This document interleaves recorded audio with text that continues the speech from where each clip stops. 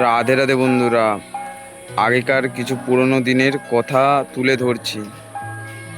বন্ধুরা, আগে বিকেল হলেই গ্রামের মাঠে ভরে যেত বাচ্চাদের হাসি আর চিৎকার।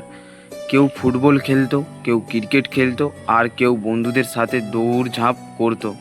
কিন্তু এখন সব কিছুই বদলে গেছে।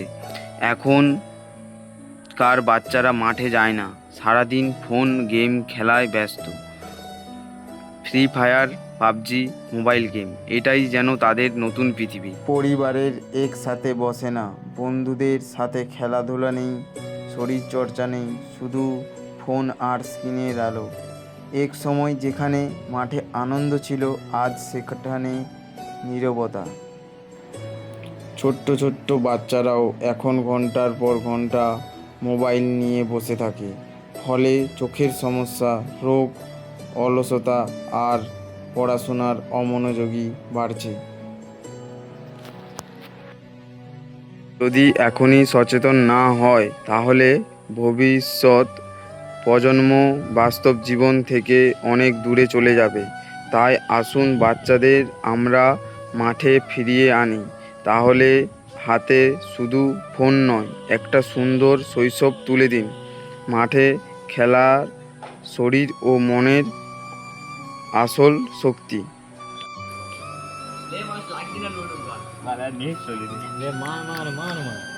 বন্ধুরা, এখনকার দিনের ছেলেরা স্কুল মাঠে এসে ফ্রি ফায়ার গেম খেলে এবং বিভিন্ন ধরনের ফোনের মধ্যে গেম খেলতে থাকে।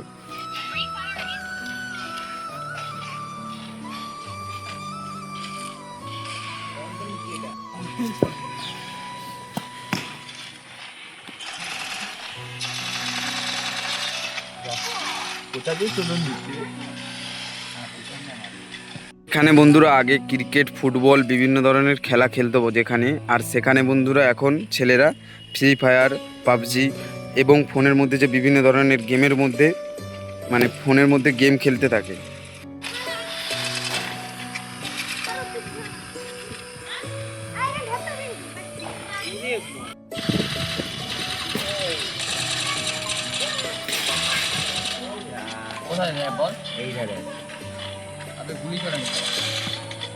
বন্ধুরা, আগে এখানে মাঠে সবাই ফুটবল, ক্রিকেট এবং বিকেল হলেই প্রচুর বাচ্চা এবং সবাই খেলতে আসতো। এখন বন্ধুরা সেখানে কেউই আসে না।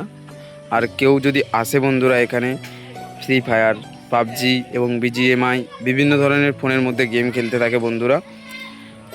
তাই বলছি বন্ধুরা, এখনও সময় রয়েছে বাচ্চাদের দিকে খেলার মধ্যে যোগদান করার। করুন, তাহলে বাচ্চারা সুস্থ থাকবে।